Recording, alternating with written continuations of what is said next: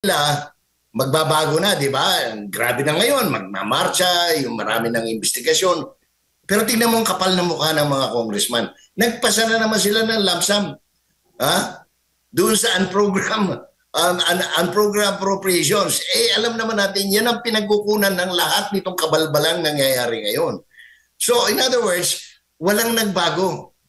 Palitan mo man si Saldico kay Kimbo, si Kimbo palitan mo kay Swansing, same banana. This politician never wala silang pakialam sa sinasabi ng tao. That's why dapat mas malakas pa ang labas ng tao.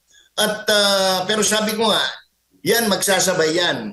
Itong nangyayari ngayon, yung issue ng economy as against pati yung people na lumalabas sa kalye, hindi pwedeng sabihin na hindi nakikinig. Presidente, si Marcos, hindi nakikinig. Hindi ako naniniwala hindi siya nakikinig. Ang pakiramdam ko nga nanginginig na yan.